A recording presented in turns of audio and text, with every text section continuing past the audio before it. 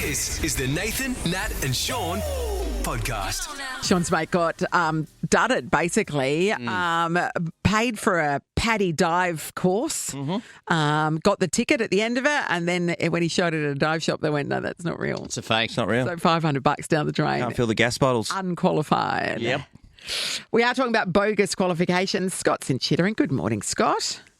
Good morning. How are you? Good, On this Scotty. fine foggy morning. Yeah, I attitude, know, a Scotty. little foggy. So who got the bogus qualification? What happened? That was myself. So I ended up having a 250cc bike license. You're being Yeah. chased by the cops. Cops on to you now, Scotty. Yeah. Yeah, it's too foggy. I can't even see him. So yeah, I had a 250cc license, and I met this guy. If you paid him $500, he'll give you your open class license. Yeah. You Yes. could ride any bike. Yep. So I went to his house, paid him the money. A week later, I ended up getting my open class license. So he was working for the transport people, but probably like a month down the track, I had a phone call. I had a knock on the door from the police, and they ended up taking my license off me, and then he went to jail. That's hectic. Well, that sounds like a blatant bribe because he didn't teach you anything, right? No, he just said, I'll upgrade it. I'll Yeah. upgrade it. So you had access to the system that could issue the license. Scotty, what was the cost? $500, and then I had to reset the test again, but they let me do the test again for free. But I passed, so it was a win anyway. Yeah, so you're legit now, right? Legit now, but wasn't before. Hey, I wonder how much he got. Like, he must have been doing that for a little while Yes. for them to be able to That's catch right. him out. So Yes. he would have. There's no way Scott was the first. No. God, he would have pocketed some coin. He's in And jail that's why now, he's though. in jail, Sean. It's not worth Okay. it. It's Don't not do worth it. it, Oh, I was Sean. looking at the positives. He always. Pessimistic. I know, that's super dodgy. Thanks, Scott. Lynn's in Success. Hello. Oh, hi. How you going, guys? Great, Lynn. Who had the bogus qualification, Lynn? Well, my daughter did, and what it was is she worked at a department store after school and on the weekends, and she got sick of doing Thursday nights. So she said, "Mum, the next couple of Thursday nights I want to go out with my mates. Can you make up a story for me?" I said, "Right, well, tell them you're doing a cosmetics course, a cosmetician thing, Yep. and you've got exams." So she did that, and she got out of 2 weeks' work, and then the boss said, "Oh, can I have a look at your certificate?" So she comes home and she said, "Jesus, now we're in trouble, Mum." So anyway, I went and got some fancy paper, made up a beautiful certificate, took it in, and the boss said, "Oh, that's fantastic, Claire. Do you think you could do a makeover for me and do my nails on the weekend?" And so she was so terrified. But then the boss got the sack because she was stealing. So luckily my daughter got out of having to prove that She didn't have to fake herself. There's a lot she didn't going have on to in do this the nails story. and stuff. There's many levels I of know. dodginess here. Including- First of all, I know. Lynn, the You're fact you very are lucky. aiding and abetting Yeah. your daughter to do the very I wrong know. thing, to commit I fraud. know. Mum, what do I do? I feel Cheat more. bad. I'll get the fancy paper. We'll make this work. Oh, yeah. Well, I mean, I did all her assignments when she was at school. So, I mean, I was already there. Oh, Lynn, you're invested. Lynn, what are you teaching this child? Amazing. I know. You're a Well, great she's a mum. big girl now, so Yeah. yeah. I think so. You're Is she in basically prison too? AI before AI was around. Mum AI. Oh, good on you. Thanks, Lynn. Marcus, hello. Marcus. Hey, Marcus. Marcus. How are you going? Yeah, good. All right. Well, when we think dodgy qualifications, we do think you. What have you got for us? Thanks for that. Well, I was actually legit at the time. This is back when I was in the police, and I wasn't working. I was actually it was a weekend just driving home from somewhere, and this guy in a security car. He must have been watching too many cheap movies. But anyway, he put this orange light on the top of his car Yes. and indicated for me to pull over. And I'm waving at him, going, "Yep, no worries." And I kept going, and then he wound his window down. And he goes, "Please, I need you to pull over, sir." I went, "Oh, okay, well."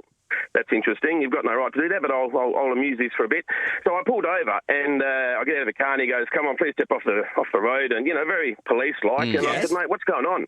He said, "You were going about 10 kilometres over the speed limit." And I said, "Oh, that's interesting." I said, "Can you show me how you read that?" And he goes, "Oh, I'll just driving behind you the same speed." And I said, "Okay, well, that's fine." I said, "So what's happening here?" And he goes, "Well, mate, it's your lucky day today. I am going to let you off." And I said, "Well, unfortunately, it's your unlucky day." He said, "What do you mean?" And I showed him my badge. I said, "I'm a police officer, and you're under arrest for impersonating an officer." Yes! Yes, Marcus. Yes, it backfired. And, I called up a van. We had him arrested, processed him. He went to court, and it turned out I wasn't the only person that had happened to by this particular person. I won't mention the security company he worked for, but, it was a bit of a power trip that sort of stopped real quick for him. Oh, that's great. Ross, you were looking for one. These fake cop stories are out there. And the orange light, what was he thinking? Yeah, I know. Come on. I know. I mean, use your brain. At least let's make it blue. Yeah. Nathan, Nat, and Sean podcast. Bit of a story kicking around at the moment about, well, the main story is that it was about the number of children who are being prescribed with Ozempic or Ozempic related. Yeah, it's skyrocketed 84% in the last 12 months. Yeah, but that could be 2 people on it, and then we make it 3.5, and then all of a sudden we're at 84%. You know what I'm saying? I see what you're saying. When it's quick math. When it's percentages, yes, you're right. It's not whole numbers, is it? But it is a thing that's come into our world very 100%. recently, Nat. Yeah, 100%. And you know, I've thought about this a little bit because I was the type of person, being from a fitness background, everything needs to be hard. So if you're going to get yourself fit, you've got to work hard at it, and you've got to do this and do that. And recently, I've kind of changed my mind in that. What's the name of those types of drugs now? You know the GLP-1s. GLP-1s. What's that? They're going to they're from the same area. Yes, that's right. And what they are is they're essentially appetite suppressants. Yeah, So they give you feel full, and it also cuts out the food noise. So not everybody gets this, but for some people, they are just every thought in their mind is about when the next meal's coming from, when the next, what the. They're just, maybe I'll just have, that thing's in the fridge. Maybe I'll just eat like that. They're constantly battling that. And for those people, these sorts of medications can work really well because it cuts out that desire. So you're talking Ozempic, you're talking, which is the one that is prescribed in Australia for diabetes, type 2 diabetes, but it does have a weight loss effect. Wegovy is the same thing, but is prescribed for weight loss. There's Mounjaro, there's Saxenda, so there's a few in that family. And it can help them. And it's nobody's first port of call. This is the thing. Everybody that is on these things has tried other avenues of weight loss. They've tried the calorie restrictive diets. They've tried exercising. It just hasn't worked for them. So why wouldn't you then use what's at hand? No, I agree with you, and I think getting. Yeah, because there's 2 parts to it, right? Because there's the part where this medicine has been around for a long time. Yes. And I reckon if you read stuff and it first come out, Ozempic, wow, this is new. And, you take this, wow, you're a real guinea pig. No, this has been around forever. Yes. And a lot of Hollywood stars and that, you can see that they're taking it. And I do go, look at them, they're just kind of cheating. But here's the other part to that. With the event of these drugs now becoming prescribed by doctors and helping people out if they're overweight and they're having problems with eating, whatever the case is. When you think about our longevity on this planet, it's going to increase. There's going to be less strain. You would think there's going to be less strain on the health system because people are getting fitter. That's exactly right. Type 2 diabetes is going down because you're able to help them. Insulin. You're preventing weight, obesity-related diseases. So that's joints. That's a lot. Yeah. It's a lot. Yep. That's exactly right. So there's a lot. So I think it's really easy for people to take one side, and I would have been that person. I think people need to shift away from the whole, that's cheating. People's health isn't a competitive sport. That's another good point. There's no competition. So you're not cheating. What does it matter? No. However you achieve it, what does it matter? And I say that as somebody that's had surgery to help me. Yep. And it wasn't that I'd never, I trained all the time. What I eat was very balanced and I was conscious of what I was eating. It just didn't work for me. And for some people, everybody knows that person who can sit on the couch and do nothing and eat pizza all day and be as skinny as a rake. Everybody knows one of those people, right? And you go, that's their genetics. They're just lucky. So why can't you go to somebody else and go, that's their genetics. They're just unlucky. And if there's a medical solution to that, I think it's responsible to take it. And if it's prescribed by a doctor, right? Yeah, 100%. These are medical solutions for medical problems. If it's not prescribed by a doctor, that's a different issue. One of the things that they talk about, though, you're losing body weight, which is also muscle. So there's no reason why you can't get yourself losing weight, which has been restricted for you, and then start going to the gym, which you see people do. Yeah. And continue with your the balance of your body and make sure you're still strong whilst you've lost the weight. Once again, it's one of those things. It's like the surgery that I had. It's really just a tool. It's not like you then can sit around and eat chocolate all day. You still have to do the work. You still. It just means that you have a tool that makes it easier for you to achieve what you want to achieve. Yeah. Some of the side effects of Ozempic can be mild ones: constipation, diarrhea, abdominal pain, vomiting, nausea. These are the mild ones. That's the mild Crikey.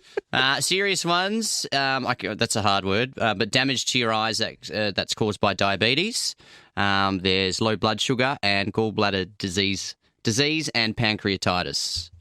Yeah, so fast weight loss can cause gallbladder problems where you need to get your gallbladder removed. What about your balls? Yeah, and also it can affect your balls. Oh, they call that marriage. Nathan, Nat and Shaun in podcast form.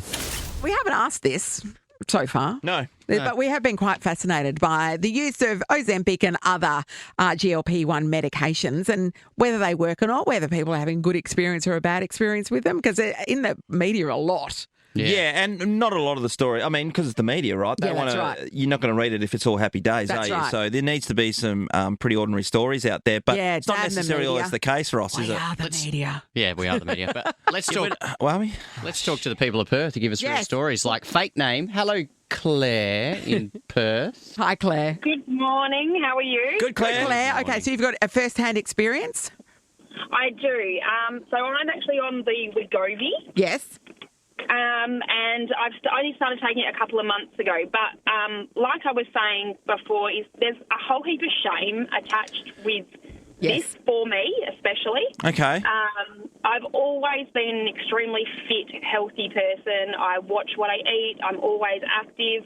However, for the last 12 years, because I've been struggling with the thyroid problem, I literally cannot lose weight. Yeah. And so I was at the doctor's constantly going like, okay, I've tried doing shakes. I've tried doing calorie deficit. I've done fasting. I've done, anything and everything. And in the end, she had to sort of convince me to try this. And it's been a massive thing for me mentally because when you are fit and healthy and you think that that's how you should be able to lose weight and you should be able to do it, and then you can't, and then you kind of feel it is cheating. Like you should be able to do it yourself, so you feel like cheating. But it's the shame factor is massive for me. So you need to change that attitude to even how you view yourself. Yeah. Yes. Yeah. Definitely. But yeah, look, it's I'm on it. It's only the last couple of months I've been on it. I'm only on the low dosages at the moment, so I move up to a higher dose next month. Yeah, so it steps up, doesn't it? So you increase the dose as you go on, Yeah, and I think that's because of the side effects thing. But I've been lucky. I haven't had any side effects, so I've been very lucky in that respect. However, I'm kind of hoping, I've had 2 kilos come off, which is great. Yeah. Because I've never had that before. Yep.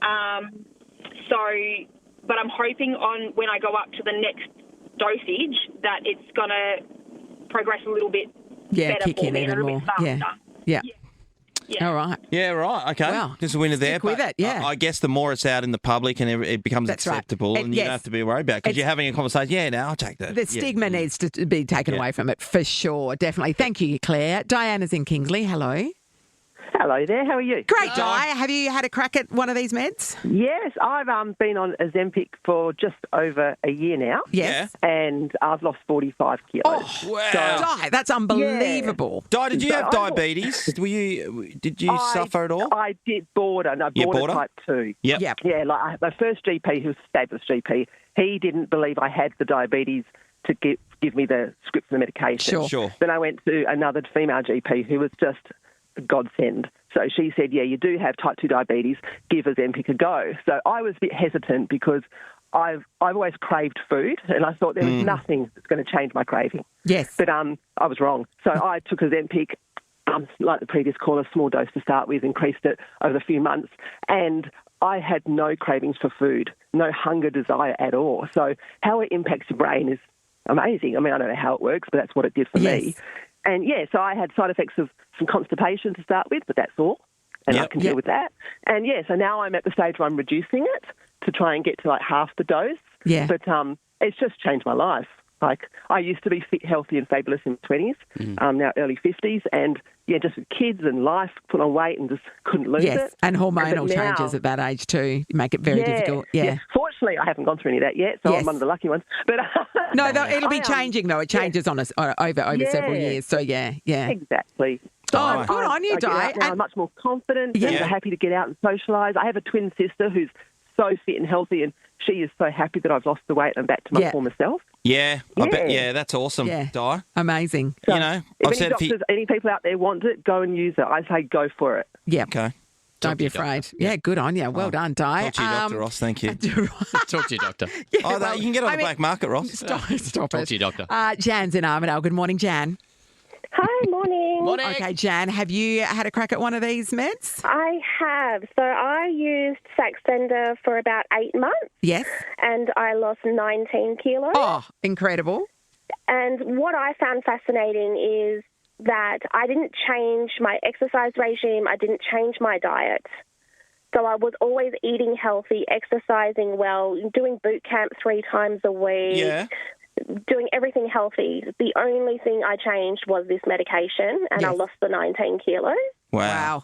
The problem I had is I found it too expensive. At $100 a week, Yes. I came off it, and sadly, over the next 12 months, I gained back 15 of the 19 kilos. Yeah, And again, I'm eating the same, exercising the same. Wow, that's a massive difference doing exactly. Gee, that's a huge difference. You didn't say, you talked about the food and that, but are you a mad pisshead, Jan? To what, sorry? He's asking if you like to drink a lot. Oh, no, actually, I don't. Yeah, So I have children, so I probably drink once a month. Yeah. Yeah, that's good going. Your wife's got children. How often does she drink? More than that. Oh, nah. It's like a 6 monthly. Yeah, She has a tipple every now and then. So, Jan, what do you think you're going to do? Do you think you will find a way to go back on it, or? That's my plan, yes, is to try and make my finances work to go back on it. Because that is, you're talking $400 or $500 a month, yeah. Exactly, because I am fearful of being perimenopausal, that I'm going to gain more weight with menopause, and my body is also attacking my thyroid. So it's a matter of time before my thyroid fails, which my whole family suffer with. Yep. So I'm very fearful of the weight I will gain when my thyroid fails and when I hit menopause. Yeah. The thyroid thing I don't know a lot about, but I only hear it in women. Is it a men's thing as much? Or Men can have thyroid problems too. But mainly. Is it mainly? It definitely does seem to be more women are affected. Yeah. It's a stitch up. Yeah, yes, it is. That's well said, stitch up. Nathan, Nat and Shaun in podcast form.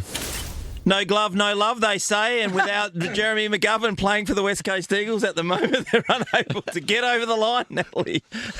The glove start. Oh, Take the glove. That's Sort of that. That's your intro, is it? That's right. That's what you're launching into this week. Oh, Hi, Gov, how are you? Good. How are you guys? Oh, it's a great weekend for the West Coast Eagles. Didn't have to play. Oh, Yeah. come on, Sean. No loss. Don't no do loss. us like that. You will be undefeated this weekend. Yes. That's great news. We will be recouping for the back end of the year this weekend. And the boys they've had just today come up for 4-day break. So, it's been good. Oscar Allen, though, Devo fan. Oh, So yeah. he's headed for knee surgery, yeah? Yeah, I think so. So, it sucks, doesn't it? It really does. Yeah, it really sucks. Obviously, personally for Aussie, and then obviously for us as a team and a club. So, but unfortunately, that's footy. That's footy. the nature of it. I know. And, we're just gonna have to try to find a way to replace him, not just on the field, but with his leadership and everything he brings for Well, us. luckily, Tom McCarthy can do everything, as it turns out. Yeah, far out. What a debut. I know, it was unbelievable watching. Good on him. It's it would be a massive whirlwind for him. I don't know, like a week ago or 2 weeks ago now, but he played amazing and looks to be a player. And he's only played the one game, but looks really sharp and wasn't too flustered by He the wasn't by the big phased at stage. all, No. was he? No. Yeah, he was. I called the game with Mark Lacroix. One thing that stuck in my mind, what Mark said, is that you can see that he hasn't been overcoached. And I forgot about that when you first come into the game. And I reckon, Gov, you've been able to hold this back a fair bit in the way you play, is that you play with freedom because you're young. Yes. And as time goes by, You're not the overthinking. coaches wear you down. Yes. This is the structure. This is how you need to do this. And then you forget the freedom of playing footy sometimes. And he looked like that person on the weekend. Yeah, he did. He looked like he had so much composure with the ball, which I haven't really seen a lot from like first From really gamers. young Really, players, like yeah. that's the time where you can probably get away with slamming on the boot or making some poor decisions. But he looked like he had plenty of time with the ball in his hand. So and he played freely, and the challenge for everyone is to keep playing as free as possible, like you said, Shawnee, and you listen to your coaches, but sometimes you need to listen but not listen, if that makes sense, just so you can keep playing in that way of playing free and taking what's there, Yeah, rather sort of than unshackled, isn't it? rather than making a decision before you've got the ball. Yeah. Yeah. So, Overthinking it. Yeah, a little before you bit. get it, Everyone's a culprit of it at some stage, but of course. yeah, it's exciting to see. That's why having Indigenous players in our game is so refreshing, because they play. No, everyone has to play on a structure, but they play with this freedom that you can't teach. No, that's right. And it's just inbuilt. It's tough and to probably replicate. just kicking the ball around, constantly around the it's instinct. streets, and it's instinct. Just dribble this along the ground. I might kick it over my head. I might handball. Yeah. It's just amazing. Yeah, it is. It is amazing, and like you said, the coaches sometimes will look at it and that looks a bit unorthodox. Yes, or undisciplined. And I'm the opposite But it's of way going, more I fun. don't care how it got there or what happened just then, but that was great. So just keep doing it. Yeah, exactly. We're the same. I just want to go back to Oscar Allen, just throw him a two bob in there. He's had difficult time in the last couple of seasons with injury. It's been rough. And, of course, the mental health challenges, which he spoke about only a few weeks ago, and that everyone just went, hats off. What a great leader. Yeah, that's because right. He's been getting kicked to the curb. Absolutely. And whether or not he should have caught up with Sam Mitchell in wherever they caught up and everyone knew about it, that's everybody else to make their own decision, but it's his life. He can do what he wants. Yeah. I just wish him the best from here on in, and the suggestions that he won't play for the Eagles again, and most people are suggesting he'll find his way over on the East Coast. Whatever he does decide, if his body can hold up, I'm hoping it can, he's a a terrific very, player. very talented player. And I'd like to see him reach the heights that he probably deserves to, and have less stress on him when he's out there playing. Yeah, for sure. And I'm hoping he's with us first and foremost. But, it's a funny one with Oz because he just needs more opportunity. He needs a good run of no injuries, of health, which is very is much the same for a lot of our players, senior boys anyway. So, he's a first class. He's our captain, and he's amazing bloke. And hopefully he gets his body right, and then he can just start stringing some footy together. And it's been extremely tough first half of the year for him. So hopefully now with his surgery, he can get his knee right and sit back and take a big deep breath and get ready for next year. Hey, it was interesting to see the coach was wild at quarter time. We got a lot of play after the loss to Carlton, but particularly the quarter time. First quarter was pretty dire. He was filthy. Yeah, well, mate, rightly so, I reckon. If there's things you can get frustrated at, I think, as a coach, and I think if you're around the contest and the ball, it's probably something you can control a little bit. And if that's off, that's sort of where the game starts. So I actually like seeing Minnie get a bit fired up. It was good. And to the boys' credit, after that first quarter, we arm wrestled things back a little bit. Absolutely. We played better, but the game was too far gone on that stage. Where are you at, Gov? Because we got to spoke. We spoke to you last week, and you're over in Melbourne, hanging out with the doctors, just doing a one-on-one. Yeah. No, I was just I love Melbourne, so I just went over there and you love it so much. Hey, we haven't forgotten the time you had to drive back from there. You were that desperate to get out of it. Shout out to Frank. That was good fun. Yeah, big Frank from Paywise. Fixed you up with a car. Go get your lease from there. Absolutely. Yeah. No, I'm okay. Yeah, I'm hoping in the next day or two we'll find out have a bit more clarity on exactly what's going on. But it's been a bit of a long process. So hopefully we have some clarity very, very soon. How do you feel though? Like you within yourself? Are you all right? Yeah, I'm okay. Yeah, for sure. I've obviously got a fair bit of stuff I need to work through with it, but all in all, I'm okay. Yeah. Yeah. Is Maddie happy with you? It depends what day it is. Are you using sort of, the concussion protocols to get out of doing work around the house? And Maddie's like, mow the lawn. You're like, I can't, concussion. No, see, I'm the opposite. I can't be in the house, so I've got to go out and mow the lawn. You mowed it this morning. I said, yes. That's how quick it grows. It's I need to go out millimetre. there and Have mow you it seen again. how much rain there is? I'm doing the neighbour's house.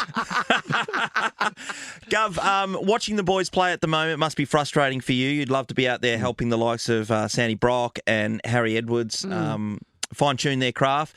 Obviously, Ruben's been doing a really good job on some of the key tools as well. He has been good. Yeah, mate, I'd obviously love to be out there for sure, and one, helping them, but two, obviously playing. But those boys are still young. Like, they've still got a fair bit of learning and adapting to do, and you can see Rubes is learning each week. Sandy Brock, same thing, and same with Harry Edwards. So as much as I'm not out there, it's good to see them slowly growing. Yeah. And if we can try to keep that ball up the other end a little bit for them, it'll make things a little bit easier. But they're all great young lads. Not just those It's been a baptism of fire, really, hasn't it? Yeah, they've been thrown in the deep end for sure. But they're holding up pretty well, and they just need time. Especially the keys, just need a little bit longer than most. I think everyone sort of forgets that sometimes. Like, it took me probably longer than most all up, but it took me 4 or 5 years before I even got an opportunity. So they'll come into their own. I see you wearing the free merch from Tommy Barris's podcast. Yeah. It wasn't free, actually. He made you pay. Yeah, and he doubled the price. You wouldn't believe it. No, he didn't. Past the Orcs. Yeah, I got the Past the Orcs hoodie on. I'll represent my boy.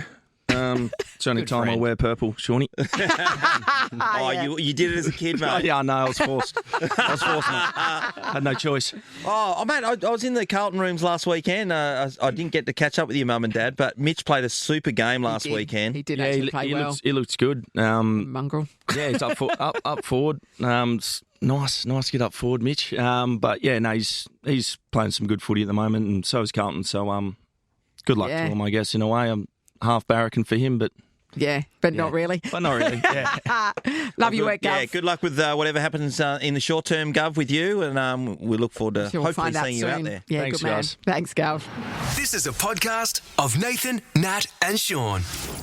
Now, welcome to the studio, the one and only Dr. Chris Brown. Hey, good morning. Hello. He's already been attacked in reception by a bunch of sales girls. Yeah, it was. I had to use all my animal control techniques. There was mild sedation involved. Yeah. You don't look them in the eye. That's right. Muzzles. You spray them with something? What's the spray you can use the same thing the posties are now using for the dogs. Citronella spray. Yeah, it works. It tends to work. What about poking your finger in their bum? Does that stop a? I think that would only encourage them, knowing them. Do you realise how many? Is that a thing? The amount of people who in vet hospitals, I'm justifying this crazy theory of yours. The amount of people who rush their dog into the vet hospital where I still work, and their dog might have been in a dog fight, and they're like, oh, the dog's descended on my dog. I did what I was told to, and what'd you do? And they said I stuck my finger up its bum. Yeah, and I was like, what? I know. Who's spreading this? No, but that's Shaun mostly. And what wife? What is the best way to break up a dog fight then? Well, stop it, boys. You can. They're actually their jaws don't actually. You can actually prise them apart quite often. Like cutting off the air supply. Choke them out. Helps. Grabbing them by the tail. Yeah, that'll help. Basically, the key is to keep calm, because the more stressed you make a dog during a dog attack, the more likely they are to out of fear, just hang on. Yes. Because they don't really know what the situation is, and so. People sometimes squirt water down their throat. Crikey. But it's finger up the bum. I believe it works. I haven't tried it. It certainly makes their eyes water. It does. I've seen vision of a guy tried to do it, and it is very difficult. You've got to be watch. agile. It's like the dogs are fighting. He pulls up the tail. Yeah. Did it stop the dog It did fight? not. Oh, And he went see, then it doesn't stop it, and then you've just got really dirty hands. No one want to shake your hand for a and a while. viral video. When people do it to the owners, that it's sort of out of line. It's not helping the situation. So these dogs fighting. Aren't you glad you came in here? I mean, it feels like I haven't spoken to you guys for a while, but it feels like we picked up where we left off, which is some things never change, which do is they? great. While we're on this track, once in a lifetime, Yes. a show you're doing, and you're taking celebrities out to help you. Yes. With veterinarian work. That I know. doesn't seem like something that celebrities should be doing, unless that celebrity is Dr. Harry. And that's exactly why they should be doing it, Nat. That's exactly why. You get them on minimum wage, I hope. pretty much. So the concept is, we love seeing celebrities out of their comfort zone. Yes. In this show, I go to the furthest corners of the globe to treat the world's most dangerous, most challenging animals, but I take along a much-loved celebrity as my completely untrained veterinary assistant.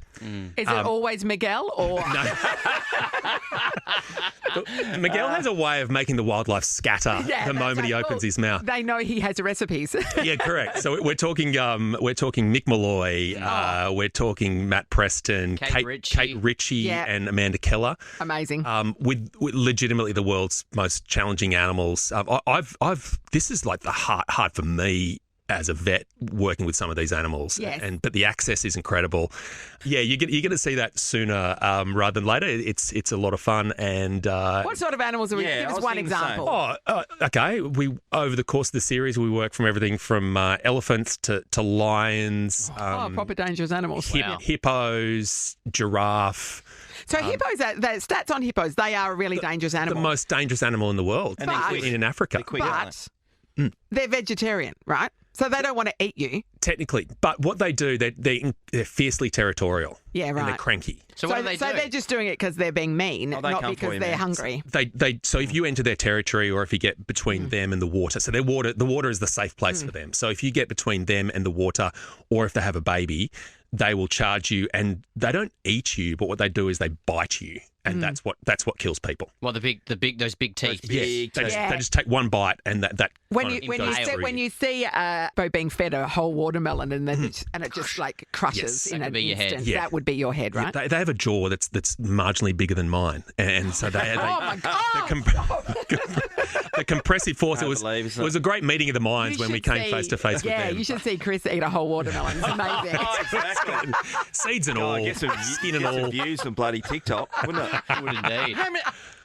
Incidentally, how many teeth do they have? Do you have? Because we only see the big suckers. Yeah. It looks like there's like four. Bottom and top. So they have the big incisors that you see, but they're grass eaters. So they actually live on grass. So at night they get out of the water, hippos, and they go and eat grass, and they'll eat like bucket loads of it.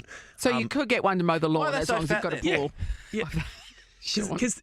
Because they're Don't big fat shame hippos. They'll come for you. Fermentation. They're big fermentation chambers. So they're kind of like cows with a big jaw. And so they that's why they can swim so well, because they just float because they're full of gas. Yeah. So if the bite doesn't get you, the flatulence does. That's great. I'm looking forward to that show, Chris. I'm going to pivot to one animal question before Nat. I know you're probably going to get in on all the animal questions, but this is something you addressed on your Instagram, but I found it very fascinating. And the question was, whatever happened to white dog poo? Yeah, thank you. Oh, yeah. Because we don't see it. Have you guys seen white dog poo lately? I remember seeing it a lot. I'm thinking because we pick up all our dog poo, it doesn't get the chance to. Well, why don't we ask the pro? Part of it. So I looked into this. Wow. I don't have a lot of free time, but I'm so glad I spend it so wisely. But it's two things. First of all, you're right. Like we tend to pick it up more than we used to. Because I remember I was a kid of the 80s and 90s. On the lawn. It was just everywhere. And they were like bright, like luminescent white. Yeah. And then it just turned to powder and drift away. Yeah. No problem. And the other thing is that our pet food has got better. So we used to still be, you used to be able to feed pets chalk in their food. So there was literal chalk in pet food? Yeah, for calcium. And like bone meal and kind of like blood and bone fertilizer is kind of what it was. Yeah, right. And so it just went straight through them. So whatever went in kind of came out. And also cooked bones. We used to feed a lot more cooked bones until we realised that was a problem. So it was just essentially bone powder that baked in the sun was just left there. And And that was what the situation. Why. Can I ask a dog-related question? Of course. Hey. So my dog is the weirdo down at the park because what he likes to do is to rip up the grass and eat the dirt underneath it. Now, I do feed him. I feed him well. He's very well looked after. He's 12, but for a 12-year-old, he's in pretty good nick. Yep. But he loves to eat dirt. And you can't, if you try and stop him, he goes really hard at it. Yeah. Yeah. So is he just a weirdo? A lot of pets take after their owners. No, it's often a sign of gut health challenges. So they're trying to they're quite good at working out what their body needs. And so in soil there's bacteria. And so they often try to stabilise their own gut bacteria, kind of like probiotics. And they'll find them in the soil and they'll eat them in the soil. Also, sometimes it's a bit of a game. They'll dig a hole. Yes, and he does seem to do it for fun, like when he's bored. So if we're standing around chatting rather than walking, he'll do it then. But if we're walking, he tends not to do it. So and you tend to see more of it in winter than summer. No, he's year round. He's year round. Good on him. Consistent. That's good on him. I'm impressed. And mostly because where I walk him, they're sporting grounds. So one oval is they play lacrosse on it, the other football, and he does tend to, out of kindness, do it off the playing field. So just the other side of the white line because he's thoughtful. Very thoughtful. It's kind little. Isn't it? Does he leave a little gift in there as well? No. But I do have to stomp the divots like I'm at the polo before I can take him home. So because I was worried that it might cause some sort of obstruction, that if he wasn't to pass it, it might be an issue. They need to eat a lot of it. Okay. You have pretty sandy soil in the west here, so it can potentially, if they were to eat a kilo. Are we talking kilos of it? No, because I stop him. Yeah, so it's a good couple of mouthfuls, but yeah. And maybe feed him some food. Any danger? Good on you. Yeah. Oh, I mean, I can consider it, I suppose. It might help. Nathan, Nat and Shaun in podcast form. I do actually have something that I need to address. I was here about a month or two ago and was down at Cottesloe Beach. Yes. In the morning, just having a swim and all of a sudden the beach just went quiet because the biggest dog of them all emerged from the water in nothing but a pair of budgie smugglers. Yeah. And the whole beach dog. just stood still. Yeah. In awe of the seagull stopped It was flying. kind of like Daniel Craig emerging from the water. Just this. And how does he hide that gun? Adonis, exactly. Sean McManus. Shawnee. And we, I quickly put my clothes back on because I wasn't going to be in the same space. He'll attack you otherwise. It's true. He peed on your leg as well, didn't he? You know my response though. I just pulled the finger out. Yes. I knew exactly what to do straight away. But I do actually have to. Say you could keep them. No. I borrowed some goggles. I didn't have goggles. And so Shawnee let me use goggles, and I all good things come back. Have you got his budgie smugglers now to give? Yeah, I did borrow those as well. They didn't quite fit. They're a very small size. Those ones. He loves a snug fit. I said you could keep them just in case you pass them on. It was very kind. It was a very kind gesture. No, but I knew you had to get in the water. I felt like it'd been a late night for you. Then you told, it was, and then you told me get off your beach and never want to see me here again. So. Yeah, like those guys from Cronulla. Yeah, it's true. Yeah, that's right. The Bravo boys are here in town. Have you considered swimming to Rottnest again? Yeah, it's been a while for you. Yeah, it's been thank you for the reminder. Yeah. Yes, it has been a little while. No, look, I would love to. I just need a good swim partner to knock off that. What is it? 18.6 kilometres. Oh, I'm not free. Sean, what about you? Yeah, I'm free. Actually, I do want to do it. Miguel hasn't done it. Yeah. I know we're on opposing networks, but he's still one of your great mates. He is. He needs to do something like this. Yeah. And we could put a team together. I mean, you guys will carry the load and... Yeah, well, he's good with the breathing because he's spends most of his time sort of exhaling air at great volume and... There's no quieter moment with Miguel than when he's swimming. So he still talks when he's doing that, though. That is amazing. Yeah. Can you imagine him scuba diving too? I have been scuba diving with Miguel, and he went through his air tank in like 4 minutes. Oh. And I was like, how did this happen? And then we reviewed the footage, and it's just air billowing out. I'm like, what are you doing? He's like, I was just yelling. So eels underwater. Underwater. I mean, this surprises nobody. No, but yeah, He exactly. can talk underwater, literally. Literally. Yeah. He's quite incredible. We probably should talk about my dogs and more, but also Dancing with the Stars, Chris. Yes, Dancing with the Stars. Got a lot of people in there. Who we got? You got Susie O'Neill, Sean McAuliffe with you, Osher Goodensberg. Harry Garside, Harry Ross, I Garside. think would be good because of his boxing career. Yeah. I mean, we get to Fast see. in the feet. Yeah. And he did ballet, didn't he? As prep for boxing, so he'd be light on his toes. Rebecca Gibney. I mean, this is the second season I've been part of, and I feel like the calibre of celebrities. Did you ever have to do? You've never done the dancing? No, never actually danced. I think that might be a good idea. But no, this is the greatest clause of all. That when you host, you don't dance. You can't dance. Apart from when you first walk out. Yeah. Just a bit of it. When they introduce you, Yeah, a bit of a sachet. I timed it. It's 2.5 seconds that you walk across the stage. Sonia and I meet, and there's like 2.5 seconds. It's the longest 2.5 seconds in television. Because Sonia can dance. She's from a ballroom dancing background, obviously. Tina Sparkle from Strictly Ballroom. Indeed. So I have put together choreography for a whole lot of 2.5 second dances. Walking and standing. Basically, yeah. They have to choreograph that. Walking and standing. It's called dancing. When the music is playing constantly and you're there hosting all the time, don't you feel the rhythm and you need to shake the shoulders or something? You actually do. Yeah. You really do. Like it is a big party. It's kind of like the pub dance floor, but people actually know what they're doing. And a little less alcohol. Well, some do, and some all don't. the professionals do, obviously. And the ones that don't are probably often the most entertaining in a way as well. Yeah, definitely. 100%. I mean, we love it when there's, someone who's really bad. Yeah, probably Osher's must watch as well. Sure, okay. And you'll understand.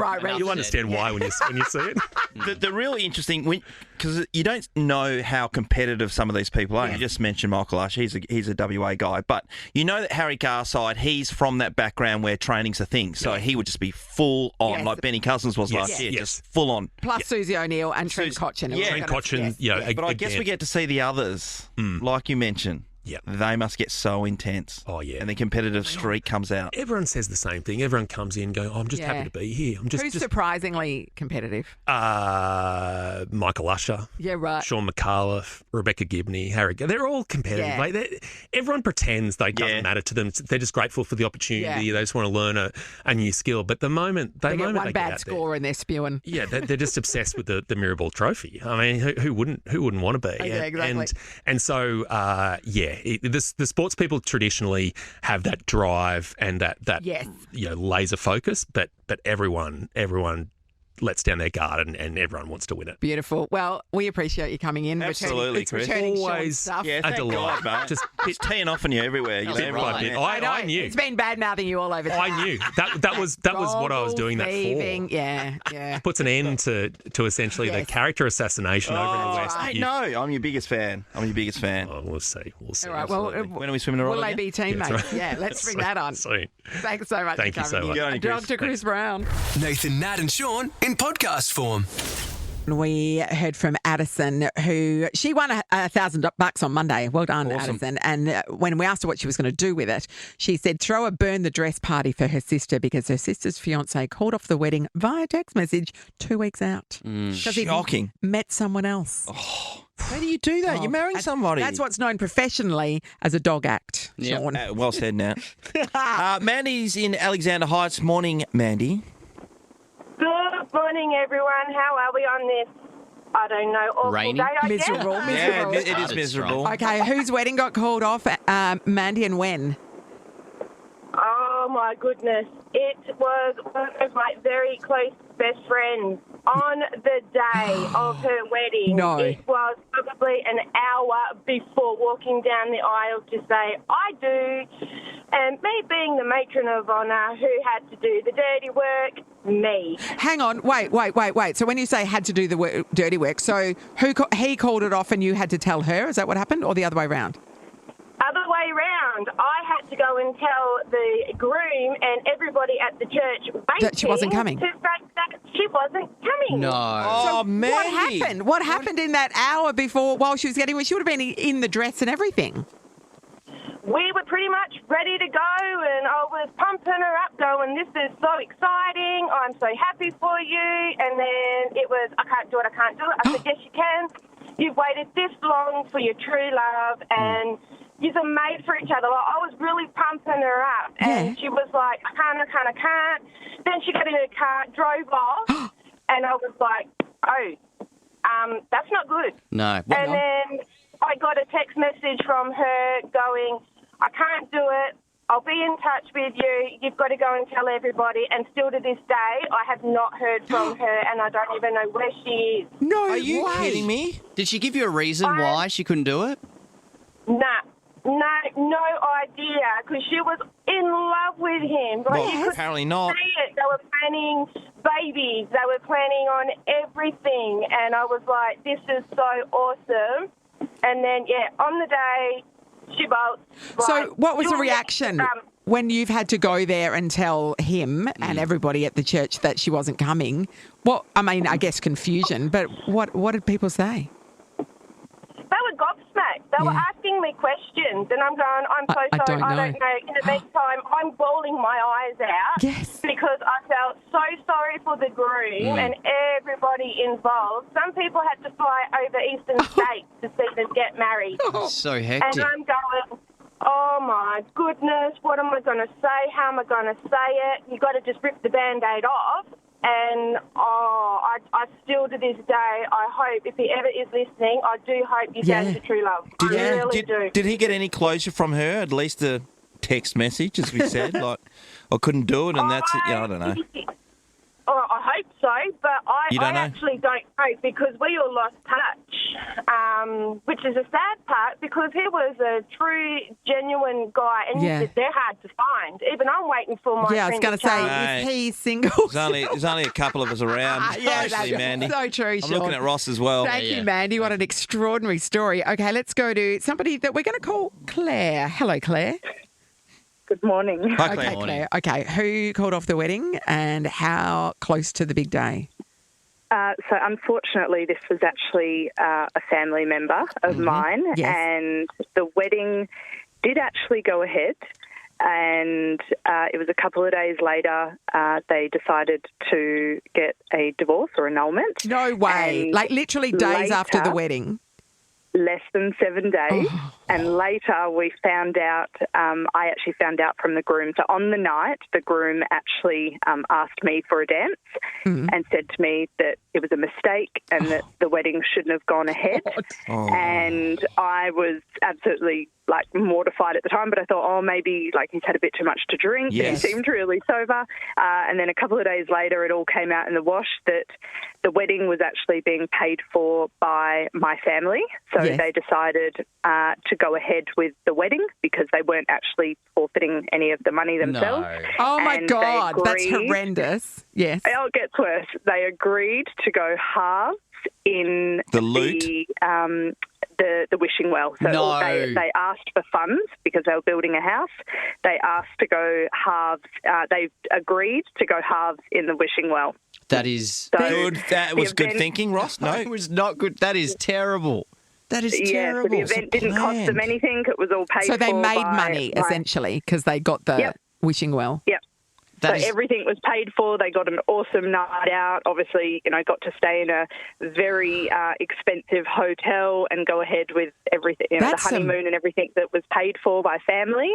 And then they got to go halves in the wishing well. That is some bad karma. You can't do that. No, and you can't keep the money. You've got to return it. How did that go down with the family? Yes. Once they'd especially the ones that paid. Understood the situation.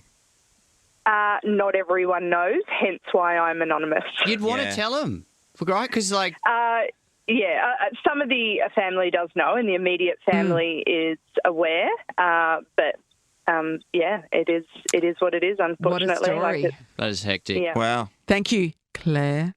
I'm using inverted commas. And we're going to round it out with Danielle from Ellenbrook. Good morning, Danielle. Good morning. How are you guys? Good, Danielle. Who called off the wedding and how close to the day? It was a friend of my husband's, a work colleague, and it was about 3 to 4 days out, and we had 2 young kids. It was up in the Pilbara. Yeah. We were driving on the way up there, and literally on the way up, probably about 3 hours up the road, we got a text message to say that the wedding had been cancelled. It's like, turn it around. You don't want to go up there for nothing. Had all put money in towards getting a present for them, and we had unboxed it to fit it into the truck to get up there. Yep. We ended up claiming the present because obviously the wedding didn't go through. What was it? Was it something good? It was a smoker and also a bottle of Dom Perignon as well, so that wasn't too bad. Yeah. So basically all of your workmates put in for you to have a new smoker. Yes, and then we had to reimburse everyone back the money that they had given. What was the reason? Just the bride had cold feet, and they're actually still together, and they've got 2 kids, but they're just not married. She never got married. Yeah, okay. Well, that's extraordinary that they managed to stay together, because that's a bold move in a relationship to call off a wedding, so close to the day. Yeah, but definitely. Yeah. And then stay together. Yeah. But I guess they worked through that situation. Yeah. That's I mean, good on them. That's obviously they didn't call it off by text message. Sure. No. Because that's a deal breaker. Nathan, Nat and Shaun podcast. The one and only Ricky Lee with Ghost. It's 11 to 8 and she joins us right now because she is Logie nominated in the category the Bert Newton Award for Most Popular Presenter. Ricky Lee, Australian Idol 7 Network. Yeah. Hello, Ricky Lee! Friends. Oh, congratulations. Hey, well done. This is amazing, Ricky Lee. Thank you so much. I'm really excited. I got the call on Friday from my lovely friends at Channel 7, and honestly, I didn't know what to do for the weekend because I was like, this is the most exciting news. I'm like a serial loser at this point. I can't win anything if I bloody tried.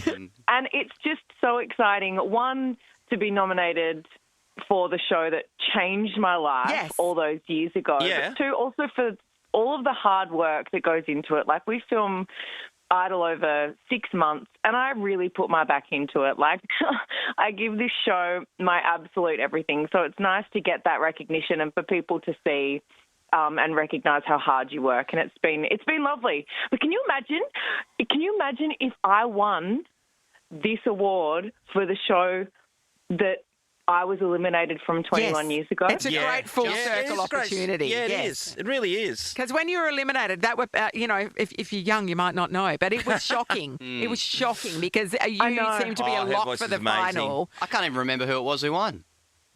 I mean, Casey Donovan won. Anthony Kalia came. Like, it was very deserved. But the people have spoken, and the people have said that I was robbed. And look, I'm here for it. I'll go with it. But can you imagine the sweet, sweet justice? 21 years later, for the very show that I got robbed from. If I won it, that would be so much fun. It would be even sweeter. Yeah. Do you reckon you'll stand up and go, in your face, to all the people who never... To be honest... I don't know. I've never won anything, so I don't even... Like, how does one go about writing a speech? Is that how you start? In your face. In your face, Tummy Rumbles, yeah. The thing is, I've seen you, because I have been to a live taping of an Australian Idol episode, so last year, and you are very good at what you do. Yeah, I think people underestimate it. You are very good at doing stuff off the cuff when a lot of other presenters need lots of auto cues and lots of, lines fed to them. You're very good at what you do, Ricky Lee. You can just speak from the heart. You show a real empathy towards the contestants, and a lot of them are very young. And you've got a really gentle nature with them, but you're funny. You can fire off a one-liner. No, I agree. People shouldn't underestimate how good you are. Thank you. No, I mean, I really appreciate that. But it's like, I think with the contestants, I think it's I naturally take on this kind of mother hen role with them because I have been a contestant on the show and I have been through the process and I have walked in their shoes. I deeply understand what they're going through. And I think because of that, I can approach, unlike maybe another presenter that hasn't done the thing, I don't know. I feel like I can just approach it with a bit more empathy and compassion and understanding. And I know what they're feeling in all of these moments. And I know them so well by the time we get to the live shows. I can see it in their little eyes if they're heartbroken by something one of the judges has said, or if, and so I take it on as my job to, you know what, the judge might have said that, but you know what, let's hear what the crowd thinks. And then you get the crowd to give them love, and it just gives them this little extra bit of confidence that maybe while their heart's breaking, it's like a little cuddle. And it's just, I don't know, I think I just try and approach it from a different angle of just black and white, reading what's on the auto cue, and I try and put a bit of heart into it, you know what I mean? Because Hamish has never even made anything with Lego. No, he hasn't. And he can't sing. And he can't sing. Ricky. What does he even know? Bit of a stitch up. Hamish Blake you're up against. He's won 2 gold Logies. You got Sonia Kruger. She won the gold the other year ago. They should be disqualified, surely. Julia Morris is nominated for gold this year. Julia's as well. great. Yeah. And Todd Woodbridge, Tipping Point. I mean, come on, that's for 90-year-olds. Let's get everybody else disqualified. Yes. And I'll Stephen Bradbury at the end. No, you should. You actually stand do, alone, mate. You do. And Sonia Kruger, she's had her time. I've moved on. I probably moved on 10 years ago. She's amazing. She sent me a lovely text yesterday. I love her so much. Yes, she's beautiful. But I think, honestly, now this is what you know when people say it's just an honour to be nominated? Yeah. I hate when people say that. But really, honestly, the nod of recognition is enough for me. Yeah. Of course I want to win. Yeah. But it is really, to be in the company of such amazing talent and amazing, wonderful humans, it really just is so nice to get that recognition, and I'm so happy. But if you can, go and vote for me. TVWeekLogies.com.au. TVWeekLogies.com.au. And don't forget that you have to verify your votes at the end. Follow the prompts. Don't forget, okay, everyone? Do it right. Why not? Hey, Ricky, in the previous times you've been along, is it a good night? Look, it's a really long night, and awards shows are really hard because everyone just wants to get drunk and chat. Yes. But you got to kind of play ball because it's like, oh gosh, we're kind of part of a TV show right now, so it's kind of boring in that sense, but fun. The last time I went, not last year, the year before, I wore a very, very, very plunging neckline. Yes. And the buzzies, while they looked amazing, they were very out. Did you make all the magazines around town? Well, they were, not all for the right reasons. But the thing is like you wear this dress for the red carpet. Yes, when you're standing up. But when you're standing up, but then you don't think about you have to go inside and sit at a table with the bosses. Mm. Oh, and so I'm sitting at this table across from all of the bosses of Channel 7. With my tits out. Yes, we're looking at the picture.